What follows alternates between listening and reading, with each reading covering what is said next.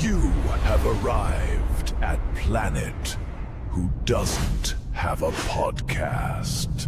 Welcome back to Who Doesn't Have a Podcast, the War Between the Land and the Sea edition. This isn't the first time we've done this today. Joining me for this week's podcast, a dishevelled sea devil who keeps referring to himself as the bitch of the waterfall, it's Dan Moss. Hello, and it sounds even better the second time. It sounds more polished and well rehearsed. This week we are talking about episodes 3 and 4 of The War Between the Land and the Sea, which are called The Deep and The Witch of the Waterfall, respectively. You've just finished watching them, Dan. I watched them last night. What are your thoughts? Incidentally, before you give me your thoughts, I quite like this this pattern of release that they're doing, this release schedule where they're releasing 2 episodes at once. I thought we were only getting 1 episode this week, but actually we got 2. I quite like that. Over to you.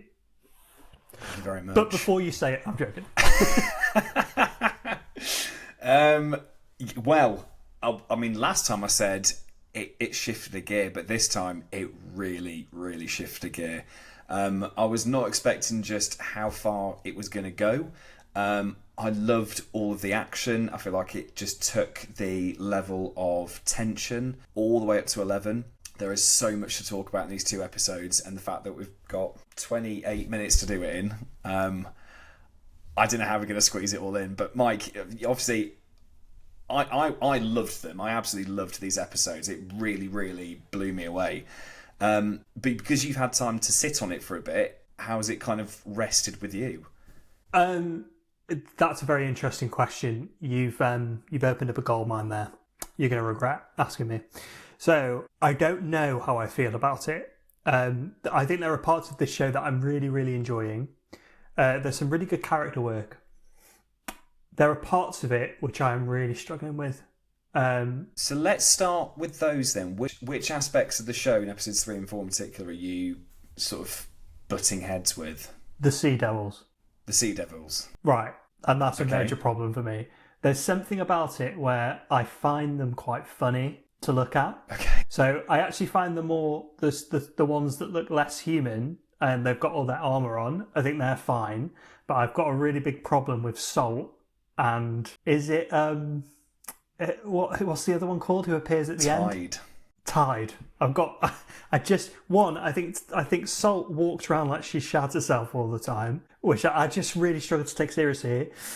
Also, a bit of Salt's characterisation, especially in The Witch of the Well or The Witch of the Waterfall, started to really annoy me. You know, when she starts like shrieking and stuff and she's acting quite giddy and quite like schoolgirlish.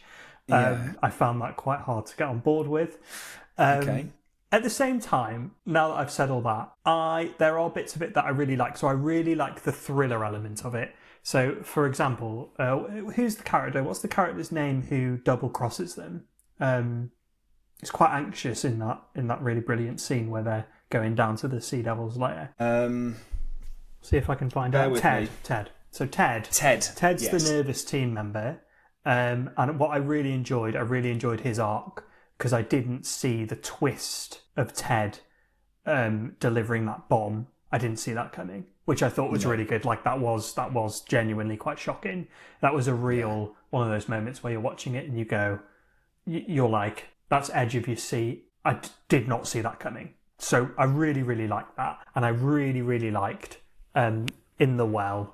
All that's... Is it called The Well? No, sorry, The Deep. What am I talking about?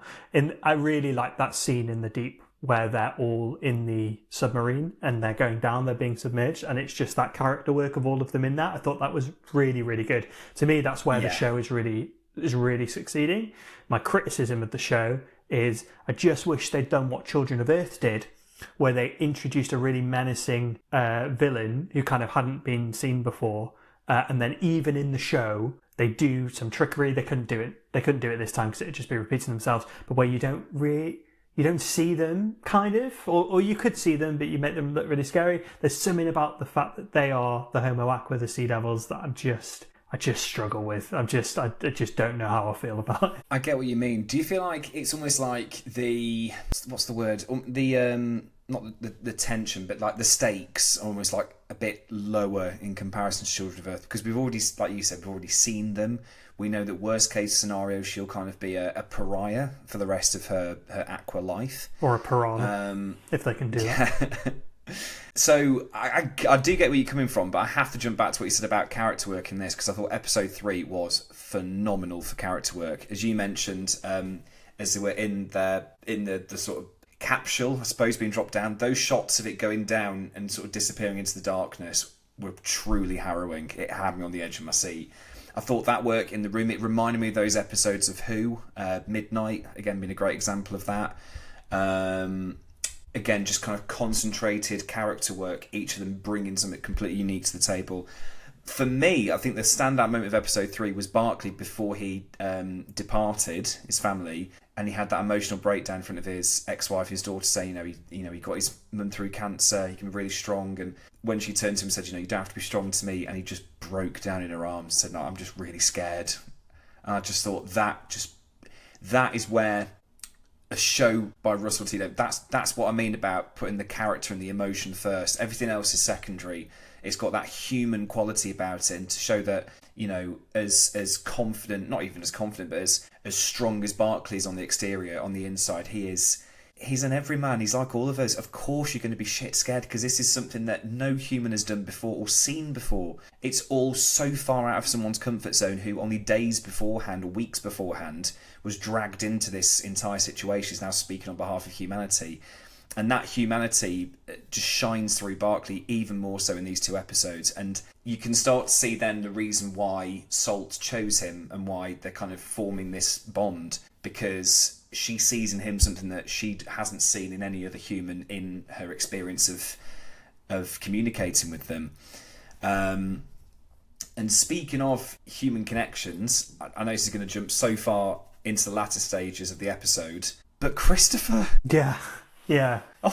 Did not expect that one either. I didn't know where it was going to go plot-wise. I didn't want it to go there. I didn't expect it to go there. So that absolutely broke how long me. have we known Colonel Christopher Ibrahim? So he was introduced in the 60th anniversary specials, right? We saw him in the 60th. He obviously played a prominent part in the final episode of season 1.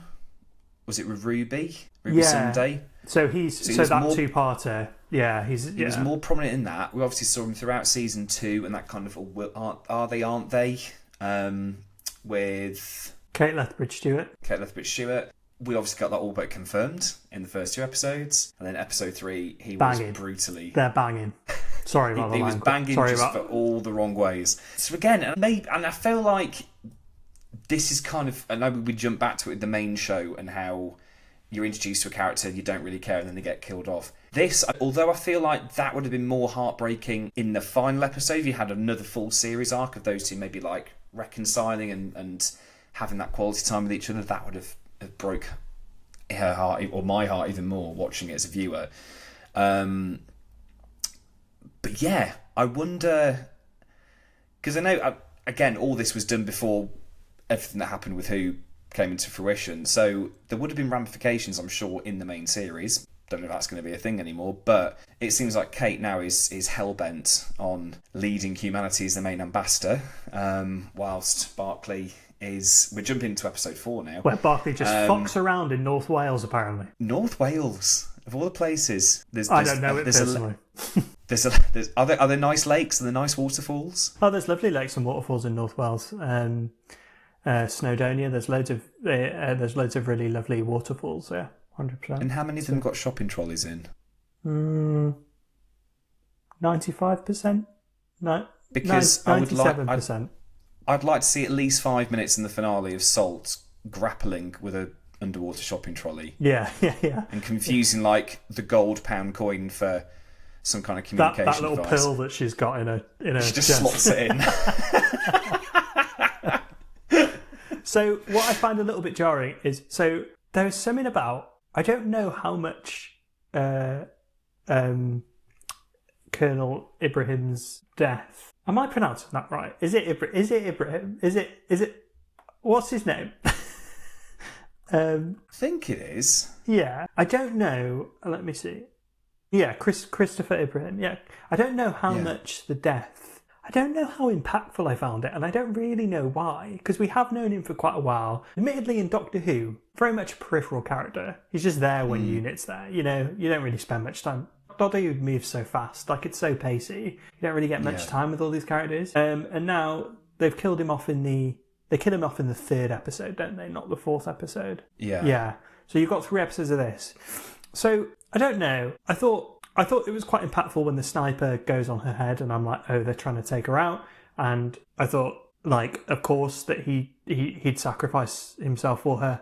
But yeah, I just don't know how impactful I found it, and I really, really don't know why.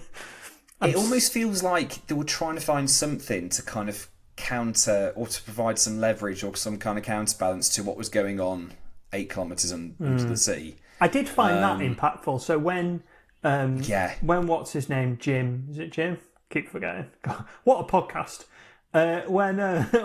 When what's his name? The traitor. When the traitor. Bangy Bangy Globe Man. Bangy Bangy. Yeah, the guy gives them the when Ted. Let's remember that, Ted. When Ted commits suicide, takes everyone out. I did find that really impactful, like we discussed before. But yeah, I know what you mean about it being a parallel. I think my issue is, if I had to boil it down, is in Marvel, like the MCU, when you've got characters that cross over to different franchises, they're always quite consistent.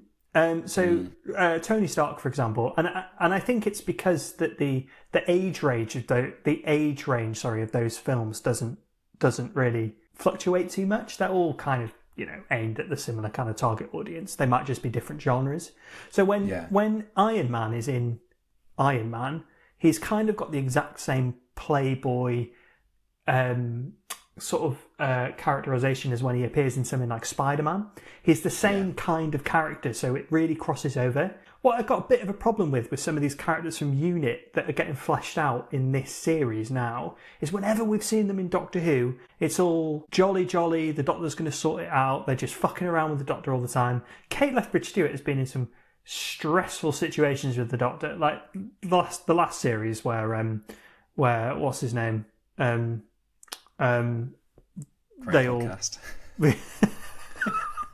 What are we doing here? What are we doing? Where Omega and they all get like deja vu, and they, you know, and it's all that finale. People don't like it too much, but that's really, really stressful for Unit. But they're always around the Doctor, and they're like, oh, the Doctor will sort it out, and it's all quite like high energy, beat, whatever. So when you port that over to something like this, where they're supposed to all be really, really stressed, Lillian Bingham, the character, the chief scientific officer of Unit, last time we saw her, that was in the 2-part finale of the 2nd series of Doctor Who, and she wakes up from her little wish world amnesia. She's down in the slums with the people, with the homeless people, and she's got rocket launchers attached to her wheelchair, and then she rocket launches herself back up to Unit. I'm like, there's something really childish about that characterization being ported over to this, but expecting the audience to be like, oh, this is the same character, or these are the same people. Because in this, they're mega stressed. They're mega stressed all the time about everything. In Doctor Who, they can be living in a parallel universe, or, you know, they're all dressing up as like housemaids or whatever from like the 1960s for an episode. And when they snap out of it, they're like, oh, that was funny. You know what I mean? Yeah. There's just something that I find quite jarring about it. So let me ask you this. Do you feel like in some cases with the main show that characters weren't used their full potential, but in something like The War Between Land and the Sea, you sort of start to see them as they maybe should have been? Like they're being maximised in terms of like their kind of position, if you like, within the narrative. Like, do you know what I mean? Like there's more than, they feel more 3-dimensional in this than they did in the show where they've got rocket launchers. Purposely, and I think that's my criticism. Maybe my criticism isn't actually of this. Maybe it's of Doctor Who, where I want Doctor Who, I want its relationship with his characters to be more grounded like this. So when they all cross over, it's not so like jarring. And I mentioned this in the first 2 episodes because I think it was something to do with, again, the writing and how they use character and stuff like that. But I feel like there's more of a groundedness in a show like this than there has been in the last 2 seasons of Who. And I think watching it back from when it was revived, it had that level of groundedness we're seeing in The War Between Land and the Sea. We've got that back. It's just a very different show, very different theme, and there's no time-travelling hero. Nonsense. Yeah, do you know what I mean? And I feel like that is something that is... There are Sea Devils, though. Sea Devils, which are so synonymous with Doctor Who. That is kind of what I'm saying, where I just wish this was just a completely new, more grounded kind of villain, alien species for them to like come against. But that's what Children of Earth did really well. But this is very much like, do you remember those Doctor Who villains that you've known since the 60s or whatever? Here they are in this big, 8:30 p.m. BBC One primetime slot drama. And you're like, and here are all these characters that you've known over the past 2 years that you've seen in that big family show, but now they're all fucking stressed out. And you're like, and that's why I'm struggling with it. I think if I hadn't seen Doctor Who, I'd have none of that context. So I'd probably be like, this is good. Apart from the fact that Sea Devil looks like she shot herself. I think the interesting thing, we'll get onto her movements in a minute. I think what's interesting with this is that I've almost been able to like compartmentalise Doctor Who from this. I've not really seen the two as interlinking, which I think Well, this is when you tell me that you haven't watched a single episode of Doctor Who in the last 2 years. And on this review, you've just been on Wikipedia, like... Yeah, it's all just Reddit and bullshit, quite frankly.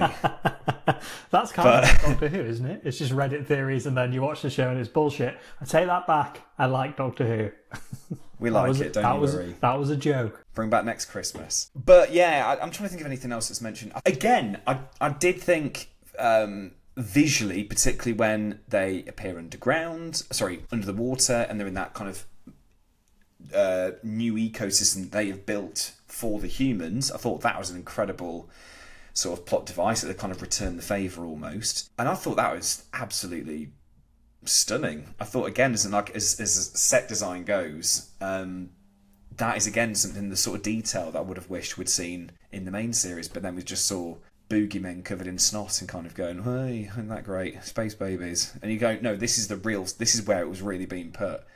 So I was very impressed by that. But don't you think that this series would fit in more with Russell T Davies's first era, when Torchwood was a thing? Because that 100%. that was all quite grounded, wasn't? Well, not grounded, but it was. Well, I guess it was. It was obviously our time travel and really out there episodes and out there moments. But in terms of its overall arcs, I think it was really like kind of grounded, and I think that's why people got on board with it. A great example of that groundedness is the episode. It's in season 1. I can't remember the exact name of it, but it's when Rose meets her dad, and there's that time loop of the car, and there's that kind of weird like dragon devil, like I don't know. It's like Reaper kind of thing. It's a time thing, isn't it? They're like, it's like, because like they've messed with time. They've messed with time. That keeps looping, but then he knows that in order for his daughter to live and to have a good life, he has to sacrifice himself. He has to throw himself in front of the car knowingly.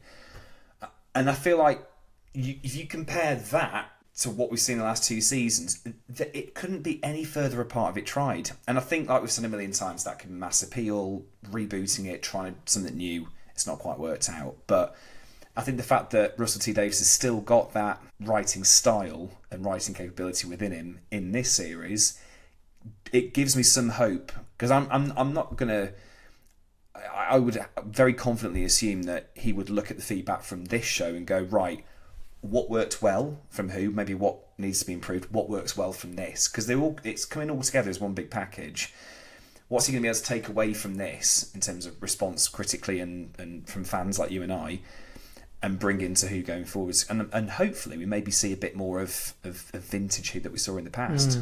Another really good example would be Dalek. Do you remember the first time you see the Daleks in New Who, where you take this fundamentally quite ridiculous old Doctor Who villain with a fucking plunger attached to it, but you make it scary through the fact, well, there's only one of them, it's trapped in this facility, the whole story... Tangled in chains, isn't it? It chains, yeah, and it's all seen through Rose's eyes, so it's all like that.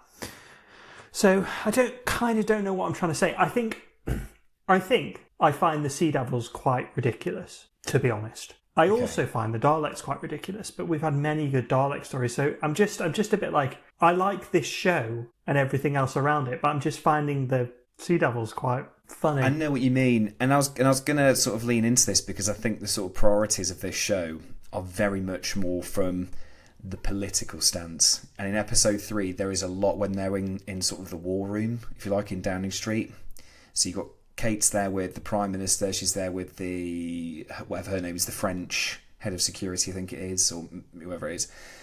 Then you've got the American general, and then you've got the business guy who, as it turns out, he is one of the main donors to his party, kind of brought him into power. And obviously we saw in the early episodes that they were kind of plotting against him with Operation Severance. And now we're starting to see that play out in the big time. From a fan point of view, obviously politics is no stranger in Doctor Who. The level that it's kind of gone to this time, are you comfortable with that? Do you feel like it's a bit too grounded in reality? It's not giving you that escapism as maybe Who once did? I really like it. I think it's probably the element of the show that I'm really leaning into most, to be honest. I think that is very Children of Earth for me. It's like politicians and people who have a stake in sort of government or like leadership roles.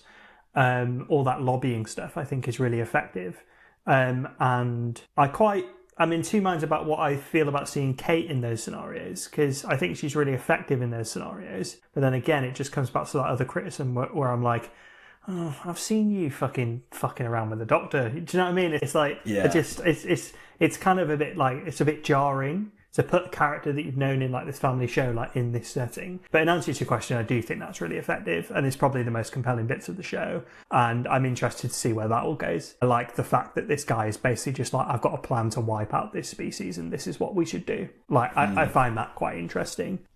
Yeah, it's very interesting when you kind of see it from a fictional point, so you see non-fictional politics played out in a fictional point of view. It gives you a lot to think about, doesn't it, about the state of the world and how we react to stuff. It's very, very good. Before we get on to is there anything left in episode 3 before we can start talking about episode 4? I'm just rejogging my memory about it.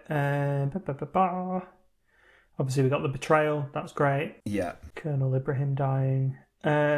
Barkley and okay, so is so episode 3 is where they go down as well, isn't it? Where they go down to the Sea Devils domain, the Homo Aqua domain. I would like to put special emphasis on that scene where they're all going down in the submarine. I do think that's really, really good. It's quite isolating. You feel it, like you feel the pressure of the sea, the anxiety. I really like. You feel the condensation in that room as well, don't you? You feel the heat. I really liked Ted being chill as fuck up on the ground, and then his anxiety coming out, and then what you find out about him later about how he's dying of like stage 4 cancer and whatever. I think that's all really rich characterization, and it's quite complex. I really, really did enjoy that. I actually started to enjoy it less when they got down to the Sea Devil City, because that's what it felt more like. And I guess this is a weird thing to say on a Doctor Who podcast. It felt more like Doctor Who to me. And I was like, okay. And also I'm a little bit suspicious about Salt and Barkley's relationship. I don't know how much I believe it. Well, I think we need to deal with that. We're getting to it, are we? We need to deal with that salty elephant in the room. Because episode 4 just goes completely batshit with that. Contrary to what you said, and it's interesting what you said about her walking like she shits herself. When they're in the factory, I know that's not a scene that you're particularly happy with, when she's smashing the glass and she's just like so enamoured by everything. Like, you know, she's just as fascinated by when she life above the smashed water. That glass down, I was like, fuck off. She was really annoying me. They're supposed to be in hiding. Like, and she's supposed to be this fucking ambassador for her kind. Like, she's supposed to be like this really like, oh god, that annoyed me. Which, yeah, I can sort of see it does kind of provide some narrative contradictions, really, doesn't it? The one thing that I will say is that although she's sort of slow and she walks with that slightly skid marks approach to movement, there were some bits where she goes all of a sudden really, really fast, and it caught Barkley off guard. And I thought, oh, so she can move quickly as well. So we might see more of that. I don't know, but I think the main one, because we saw a bit in episode 3 when they're touching one of his faces, and he said that he felt, or she felt like strength, and what was the other thing? It was strength and what the second thing was. But there was a bit of energy going on there. They then start regulating their bodies, which is an erection joke. Thank you, Russell. And I'm sorry, but the one thing that kind of it made me laugh, but kind of in an oh god kind of response was when it's clear that those two are getting it on, despite the fact that many years man and mermaid have always been this kind of romantic double thing, but we've never really explored it, largely because not many people want to. Oh, I've explored it in my personal life. Well, I don't know what happens in the north of Wales in these waterfalls, but I expect the next time you go...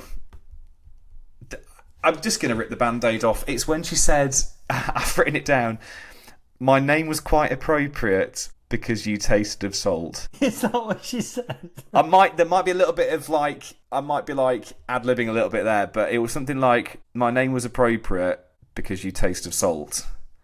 Right. I just went, oh my fucking God. We've actually gone there. And then it's when he responded, very awkwardly, he said, well, you tasted of horizons. What is that? What is that line? I don't know. I've not. You tasted of fish. That would have been too far, would it? I think it would have crossed the line in the sand, but I mean, not as if she sucked a guy's cock. It's already gone across that line. But the fact of the matter is, it's classic Russell T Davies. We're long overdue a bit of sex in something of his. So we got it. Oh, by God, did we get it? But I did love, to counter all that nonsense up, not the bravery, but kind of like the sort of actions of Barkley when he gets into the truck. I was going to bring this up. Yeah, I thought that it was clever that he goes backwards fabulous. as well. Yeah. I was very, very impressed by that. That as a narrative, as a plot point was brilliant, and really, I was really impressed by that.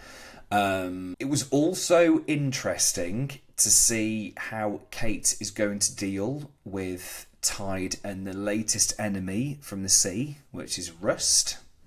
Obviously, they have control of moisture in the air, apparently, and they are now going to inflict rust upon all of our cars, all of our weapons, all this kind of thing, until all of this is resolved, where man can pull a U-turn on all the destruction of water and of the sea in 5 years, he said? Again, this quite a good idea, introducing the theme of rust into this, because but is the execution of it it's good, it'd be absolutely devastating for humanity, but is the person or the thing responsible for it quite lame? He's got his staff, he's got a human face, and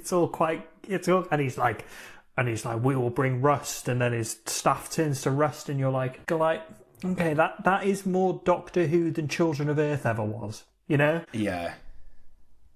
I feel like it's one of those plot points where you kind of go, are we just setting ourselves up for another season 2 finale where there's many ideas and many what's going to happen, and all of the kind of end results are going to be a bit pants. I feel like that would be the sort of plot point where if you had 8 episodes in the series, you'd be like, oh, I wonder how they're going to explore that. Is society just going to shrivel up and you're just going to see it completely collapse because everything's rusting apart? How are you going to squeeze that into 45 minutes, an hour? I don't know how long the finale is going to be. I have not got a clue. It just seems, I feel like it's a bit of a thing with Rusty Davies, where it's a lot of big ideas, but there's either not enough runtime or the actual end result's very underwhelming.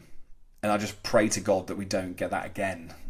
Well, that's kind of what's happened with the plastic apocalypse, right? Because the few scenes where you see the plastic apocalypse happening is really effective. It looks great. And then the next episode is kind of like the cleanup. Oh, it's just happened and the world's getting still there, yeah. And then we're moving on before you can gasp for breath or whatever, and you're watching a fish and a mammal have sex with each other. It's like, yeah, I don't know what my point was, but there you go. No, it's just sort of the curse of modern Who, I suppose, where I think it tries to, rather than keep it simple and have one main focus and then sort of maximise that, we're introduced to a lot of different plot devices, characters, situations, jeopardy. And I think it's just like a juggling act. I think it tries to throw one too many balls into the situation and it just falls apart because it's carrying too much. But Barkley I don't know tried how to throw one too many balls into the situation. Yeah, Barkley tried to throw one too many balls into the fish situation. Classic salt. But I think it's going to be interesting now because that's something we haven't mentioned. Kate and the General going sort of head to head with one another essentially on the bridge. Very good. And Kate making the call for UNIT to turn their guns on British soldiers, I thought was very good. Yeah, I thought that was... We've never seen her deploy that level of power or that level of... what's the word? Sort of that level of... not destruction, but like... let's go with power. Let me say that again. But I think it's great when we've never seen her deliver that much power in a situation like that. It's such a good podcast, this, isn't it? Because we're so good at riffing. We're so good at like coming up with new words. And do you know what it should be? Who doesn't not have an afterthought? Because that would be us kind of going, oh, what did we do? Why did I say it? I had so many better thoughts. Oh, God. But again... So interestingly, we kind of have seen Kate do stuff like this before. So there's that episode, is it Lucky Day, where she like... I can't remember much about last series of Doctor Who, but she makes quite a decision, and this is kind of in sort of history of her character. She makes decisions that the Doctor wouldn't. So in the 60th anniversary, the 50th anniversary special, sorry, that's how long she's been in it, by the way. Crazy. It's wilder than itself, though, isn't it? Yeah. In the 50th anniversary, do you remember she is going to... the two doctors have to convince her, so Matt Smith and David Tennant have to convince her not to blow something up, I think, or like blow London up or something to save humanity. Yes, I think that's right. It's one of them. and then Sorry. there's you won't My mind is just in the gutter. I've just seen a man have sex with a fish, for fuck's sake. My mind is gone. You won't have seen this, but there's a Peter Capaldi episode with... Was he the Doctor? What is... Can I clear something up? Sorry. When you say Doctor, what is the Doctor? I know he played Dr. WHO in World War Z, and I thought, that's a bit on the nose. And she does some... So basically, my point is, and I know it's been long and laboured, is that... And there's been periods where I've not said any words at all. I've just been grasping for them. But she's got a history of making decisions that the Doctor wouldn't. That's my point. Correct. That's the whole point. God, maybe we need to put this on ice for a minute. Well, just get our heads back in check. Oh, God. Right, so... How has it been left? End of episode 4. She tastes salt, he tastes horizons. They're on a bridge. They've nabbed a man's phone. Everything has happened as he predicted, where the room was bugged. His ex-wife has unwillingly provided his location. They meet on the bridge. She tells him it's a trap. Betrayal. You know, that really reminded me of the Series 3 finale of 2005 Doctor Who, you know, where... the Doctor's on the run with Martha and Captain Jack, and then massive throwback to that. Yeah, and then it's Martha's dad that's on the phone with them, who's on the phone with Martha, right? And then he does the same, where he's like, "It's a trap, don't come," or whatever. But I think she's in the car. They're there by that point, I think. That's it. Yeah. Very similar to that. Salt has leapt into the water. She's managed to get away from that sort of shrieking thing that she did that you weren't a particular fan of. That's right after she moves really fast towards him, right? Yeah. She's shrieking, she's moving really fast. I mean, you know, foreplay is a universal language. And it turns out you can speak it underwater too. But I think my sort of... It was a bit cringe, but I can sort of see where Russell was going for. It's like when he's leaning over the bridge, she's kind of jumped back in, is kind of swimming to safety. He's there screaming, "You'll never swim alone! You'll never swim alone!" I was like, oh, okay. One, she is swimming alone right now. One, you're incorrect. First of all, she's proven you wrong. She's made you look like a dick right from the start. Secondly, everything else about that moment. It's real, like... It almost feels like that was at, 2:45 in the morning. You've bashed out a lot of it. Just cut it. Either just cut it or just go, I just need one more line. One more line and I can tuck into a fresh pack of jammy Dodgers. What am I going to pick? You'll never swim alone. Nom nom. Yeah. No, I didn't like it. I thought it... Yeah. I'm being diplomatic. It was cringe. It was a bit cringe. And that is kind of my point. There are, in what is fundamentally quite a good show, where you've got this kind of like this political edge, and it's darker, it's more adult themed. You know, everything's a bit more believable. They do have cringe elements, and unfortunately, one of that is the cringe elements for me are the representatives of the Sea Devils, because I don't really find, like I said at the start, I don't really find the Sea Devils in their armour, who look really alien, that cringe. I just see that as like an alien species. I just find the ones that look more like people and act like Salt quite cringe. Yeah. And I didn't have that with Children of Earth, because Children of Earth did a really good job of making its villain quite mysterious and threatening. I think it was trying to appease. I think Children of Earth kind of knew it was going to be, it's Torchwood, so you know it's the more adult show first and foremost. And I think by that point, because it was fairly far removed from Doctor Who at that point anyway, it didn't really need the alien character. You didn't need to see the alien character, because the interaction, like you said, with society and the characters and the situation, that spoke volumes. That carried the show. It wasn't the creature. The creature was just a plot device. It was nothing more than that. It was kind of humanity's reaction to it. And I think in a similar sense, and I completely agree with this, they've kind of had to show the creature because, and I hate to say it, is it kind of more because they knew it was a Disney collab, it's going to a global audience? Do we have to be more, we have to show you rather than kind of like allude to it? Because I think what would have been more interesting is if we didn't see Salt and the Sea Devils until maybe this point in the series, where we got to was kind of like that communication. You're going down below, you don't know what the hell none of us know what the hell to expect, and then that's when the reveals happen and these relationships start to form, and you kind of go, okay, now we're kicking into it. I feel like with this, on the one hand, I can switch off and enjoy it. It's one of those shows. I enjoy this show. I think for me, I don't know how we're going to wrap things up, or what the end goal is at this point. You normally have a bit of a clue with a show like this towards the end, where you go, oh, okay, so it might go like this. But I am completely flummoxed. I don't know how you're going to rectify any of this. I've just looked at the schedule, so there's only one episode left.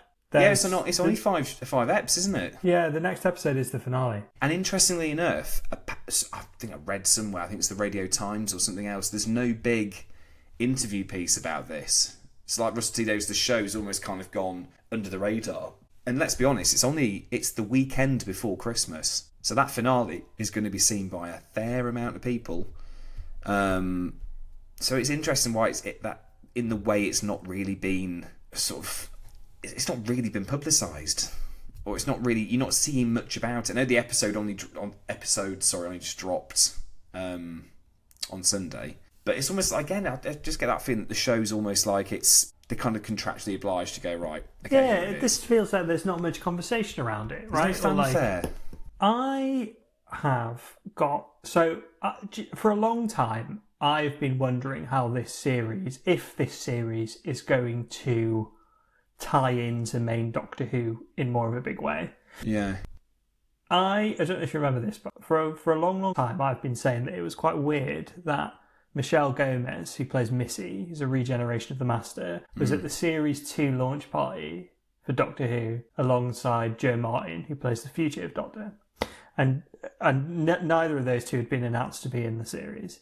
And Joe Martin appeared in The Story in the Engine, surprise cameo as the fugitive Doctor, but we're still yet to see a Missy appearance. Now, she could have just been there because she's an actor and she likes going to launch events for Doctor Who, like she's involved with Doctor Who, very well could be. But the last we heard about the Master was that he was trapped in a gold tooth by the toy maker, do you remember, in the 60th anniversaries? And then we saw someone with red fingernails pick up that tooth at the end of the episode, and we haven't had a payoff for that yet. No. Now, this is the end of the BBC Disney deal. The episode 5 finale of The War Between the Land and the Sea, and I wonder if that's where we get the payoff.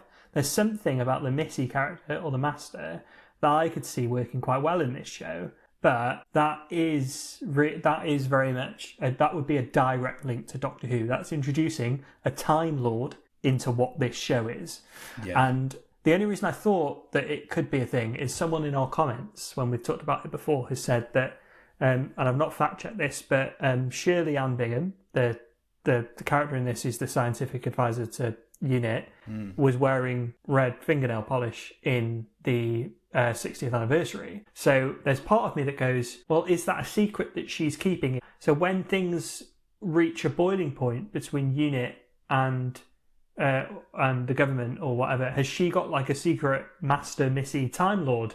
Like, Interesting. Hiding in Unit's vaults, or I just don't know. I just don't know if it would work. But it seems like a character you could bring into this in a much more grounded way. Obviously, Missy the Master is quite villainous, but again, it is more heightened. So I don't know. But that's my prediction. I've thought for a long time that the Master or Missy might appear in this. Yeah, I just get the feeling with something like that it would be a bit too on the nose for Shirley. So it's trying to like forge its own path away from Who, and then all of a sudden you bring a Time Lord into it. You kind of go, oh, for God's sake! But like then, Russell said But Russell the main said villains are the Sea Devils.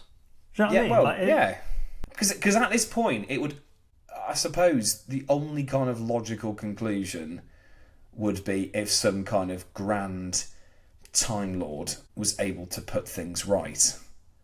But then, I don't know. I really don't know how we're going to wrap things up here. Because did you say Russell T Davies, he's kind of, the show is its own entity? He has said that. And actually, I think most of the episodes have been written by Pete McTee. I think, or they've co-written it. But Russell T Davies has been like, he wants it to be something that you could watch without knowing anything about Doctor Who, which is a really compelling reason as to why the Master or the Missy won't be in this final episode. Because if it's the same runtime that we've had and it's one episode, you'd have audience members being like, who the fuck is this? Yeah, exactly. The only thing I can check while you're online, do we actually know the running time yet? I don't. No. Try to find out. Search TV guide. It's got a lot to wrap up. There's a hell of a lot to wrap up, and I don't know how they're going to go about doing it. Not that that's a problem. I'm excited. But when they've said that it's a limited series and there's no continuation of it, you're like, it's a bullet point. Right, okay, so we know, it's going to, the final episode is going to be at 8:05 on BBC One. It's 55 minutes long. And we do have a little summary. Barkley stands alone. Salt is lost, Unit is powerless, and the oceans rise as the war reaches its climax. That's quite vague. Sorry. Yeah, I'm finished. While traitors conspire, can Barkley find Salt before it's too late? Yeah.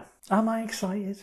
I don't know. I am I think I was more excited. I was more on edge after episode 2 because that's the very start of where we're going to go with this. And don't get me wrong, I've enjoyed watching it. It's been a fantastic watch. Like you said, I think the characters are absolutely stellar in this, and I think the performance is chef's kiss.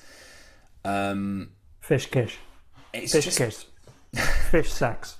Fish sex. Sex with a fish. Salt. You have to blur that. But I really don't know where it's going to go this time. But I'm excited. But I'm interested. I'm excited to see where it goes. I don't want to be that sort of person that's really like cynical about stuff like this, because I really want it to enjoy and I really want it to be good, because like you said, this is the last bit of, like, I suppose, top dollar Who spin-off that we're ever going to get, unless someone else comes in and sorts it out. But I really don't know where you go at this point, because it's so up in the air. It doesn't really feel like at this moment in time it has a logical next step. But then again, Russell T Davies is very good at major plot twists. But 55 minutes to solve all these problems, and the summary doesn't give much away. I'm waffling. I'm excited for it. No, I know. But I don't. I don't know. Part of me's really excited, part of me's just sort of prepared because I've been stung by that wasp before, that it's going to be a bit underwhelming, and I really hope to God it's not the case. When you were stung by that wasp, were you with Agatha Christie? Good reference. Very nice. Yeah, I really want this to be good. I'm sure it will be. I'm keeping high hopes. But I just can't get the fact that the two of them had sex. I can't get it out of my mind. Ever since we talked about that bit, that's all you've been thinking about. You pervert. It's just a lot to take in. said Salt. Interesting. Very interesting. I do wonder where it's going to go. Anyway. I read a really good comment online which was like, the series could continue as kind of like, if not this story, the war between could be like its own thing. So it could be the war between the earth and the sky, or the war between, loads of different things. The war between, and religion. Why would that be set in the Doctor Who universe? They played around with the whole religious side of things, haven't they? They've done a bit. This is my thing. It's like how much fruit does the Doctor Who universe give? Like, what is? Yeah, I don't know. I just don't know. I expected to like this more, and I've liked it quite a lot. But I thought I was going to be blown away. I thought I was going to be blown away by it, but I haven't been blown away by that. Were you expecting something different to what we've seen so far? I think I was expecting something a bit more like Children of Earth. I think. Yeah. I don't know why though. I think, like you said, if Russell T Davies has come out and said that he would love to see a supercut between this show and Children of Earth because a lot of the same sets were used, similar actors, the same actors were used, so same characters. I don't want to get excited, but what if they introduced Torchwood? But this is it. What if Unit got destroyed, and you go, there's only one way that we can sort of pull us all back together that isn't under the guise of Unit? Torchwood. I think what I'm lacking is surprises. Yeah. Like, all the characters in this. If you know that it's related to Doctor Who. I think there has to be something in there for people that know and love these characters. So I'd love to see Gwen, or the characters that we've seen in other franchises that we haven't seen for a long time who would fit so neatly into this. And I'm like, can they do that now? Because they've only got 55 minutes to do it. Do you know what I mean? But it would work for me. Like, it would just be a surprise. And this was, in a bygone era, this was supposed to be the first spin-off of many spin-offs of Doctor Who that we were going to get over the next few years. So you'd think they would have come out swinging with stuff like that. You don't have to be too on the nose. You don't have to be like, look at this character from Doctor Who that like, blah, right in your face. It doesn't really have to be like that. It can just be like, they could appear, they could seem to know the other characters, you could play their theme, and that's all you need. And then people are like, oh my God, it's Torchwood. There's Torchwood. Of course Torchwood are in this, There was a time where I thought that the War Between the Land and the Sea was going to be only part of the title, and I thought it was going to be called Torchwood, the War Between the Land, because you could just see it being a Torchwood thing. But of course you could. Yeah, I don't know. Maybe it comes with too much baggage. I don't know. I think that's what I'm missing, Dan. I'm missing surprises. I'm missing investment as someone who loves Doctor Who is what I'm missing. I mean, we've got the potential of, like you say, Torchwood coming back and it kind of rebooting into the next thing, which would be it'd be a spin-off of a spin-off, which I think I'd love to explore that idea. But are we realistically going to get Barkley living in a caravan in Aberystwyth, gently splashing salt in the pond, and they live out for the rest of their lives? Amy Pond! Of course, it was written there all along. Even better, they're going to North Wales and Gwen is Welsh. Because I found the North Wales thing really specific. And I found it quite weird that they were like, we're going to go to North Wales. Now, I grew up in North Wales, so for me, I'm like, North Wales. But is it because Gwen is Welsh, and by now I think she would have a daughter? I'm not sure how old the daughter would be, but have her and her husband and her daughter moved to North Wales? Because you'd get away from Cardiff given everything else that's gone on, wouldn't you? You'd escape that. I don't know. I just don't know. Maybe we're doing that thing that people online do where they get excited over things that are just never going to happen. But you're just that'd be new territory for us, Mike. Yeah. Well, okay. Whatever happens, you've got that. We've got that recorded, signed, sealed, possibly delivered. We don't know just yet. Just add it to the pile of many, many things that we've got wrong over the course of this podcast, including Doctor Who becoming a worldwide brand. Just add that to the list of missed opportunities. How do you spell Aberystwyth? I think you nailed it. Right, before we wrap things up, episode reviews out of 10. Episode 3, which was called, remind me... The Deep. The Deep. There's a cut We're point. so good. We're so good on this. We're so prepared. This is where editing really comes into its own on this podcast. So episode 3, The Deep, what are you going to give that out of 10? I'm going to go for a 6, and I'm going to go for a 6 because I really, really liked the scene where they are descending, and I really, really liked the betrayal of. Bear with me. Put you on the spot. What's his name, Dan? Tide. We've been talking about him all episode. Not No. Tide. Tom. Tim. I think it Jamie. might be Tim. Jack. David Tennant. How have we forgotten this name again? What was he called? Ted. Ted. Right. Fucking Ted. Okay, back to my point. I really enjoyed the descent and that whole scene and the panic and all of that, and I really enjoyed Ted. Fuck! We haven't... Sorry, we need to wrap this up, but we haven't discussed the fact that all of those characters really died.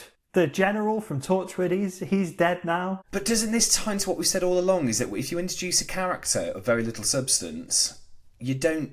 This kind of emotional reaction you don't have because you've not invested any real time or feeling in that character. And those 6 kind of go, yeah. I also want to say I've got a huge problem with... Do you remember where Kate is looking at that memorial and it's all the people that died underwater, but then also Colonel Ibrahim is on that memorial? Yeah.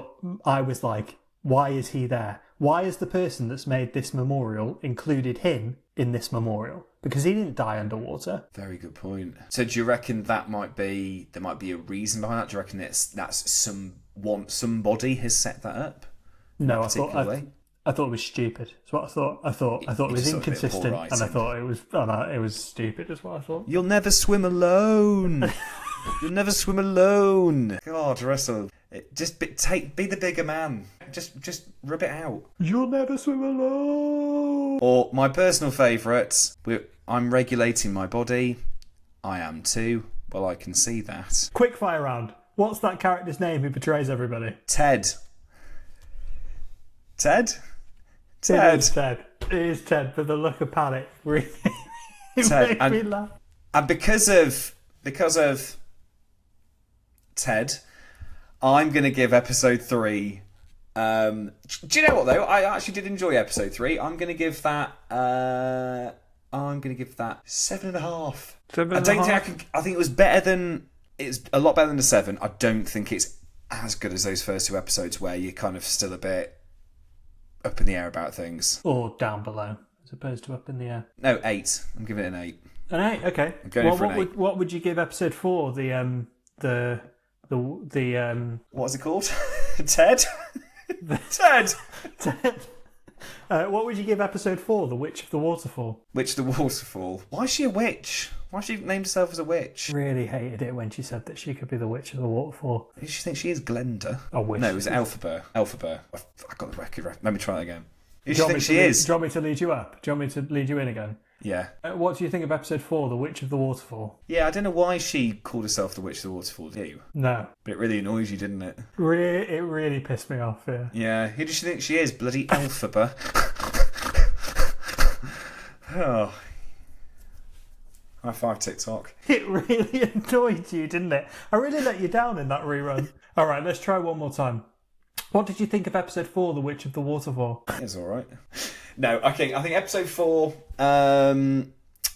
Episode 4. I'm gonna go for a 6. Okay. There were bits that I liked, but there was a lot to be desired, I think. And I think maybe it's just that. Maybe it's the bottom bit of the wave before we come back up. Who knows? And that's the Rise of the thing I've Tide. ever said. How about you, Mike? I didn't really like it. Salt really annoyed me, so I'm going to give it a 4 out of 10. 4. I got really annoyed by it. I felt like it. Episode 3, I was really on tenterhooks. Like I was really enjoying it, but then episode 4, it dipped. There were bits I liked. Like I liked, like we say, Barkley's plan to like reverse the truck. I thought was good. But then, all that stuff about them kidnapping that guy's phone and her scaring him. I'm like, that felt like who? Well, I didn't find it funny. Like, I think No. it was supposed to be funny, and I wasn't laughing. I guess I don't know. Maybe I'm being too mean. Yeah, I don't know. I didn't enjoy it, but I've still got high hopes for episode 5. Yeah. And Let's overall, see. I am still enjoying it. Yeah. Oh, me too. Don't get us wrong. It's a refreshing change. Thank you for joining us for another episode of Who Doesn't Have a Podcast. If you enjoyed this, you can like and subscribe on all the majors. It's just a sudden shift in tone. It's kind of like you going, it's like, the outtakes of Taskmaster when you got Greg Davies trying to like lead into the adverts. Have you seen that? He can't stop laughing. It's hard. My job is hard here, Dan. All right, I'll tell you what. Let's try again. I'll feed you into it. So, So either way, high hopes for the rest of the season. If you enjoyed this episode... Why are you doing the pause? I don't know why I'm doing a pause. All right, I'll tell you what. I'll lead you into it, okay? Okay, all right. But yeah, I'm still looking forward to episode 5. Me too. Thank you for watching and for listening to this, what... I'm trying to bring some gravitas to it. We have been all over the shop. You're a more natural presenter. You bring us home. You live and breathe this stuff. All right, third and final time. Go on. Lead us in. But yes, I'm still looking forward to episode 5. This is all staying in, by the way. There's no way I'm putting any of this. How else are we going to get adverts? I'm really looking forward to episode 5. Me too. Well, thank you very much for listening. You paused as well. We're out of time. Thank you very much for... It's only meant to be 28 minutes. Thank you for listening to and watching this week's episode of Who Doesn't Have a Podcast, the War Between Land and the Sea specials. Join us next week where we will explore the final episode, which is called... I should have Googled that. You've really set yourself up for failure there. Jesus! It's called... Oh, fuck. It's called The End of the War. It's not hard to remember.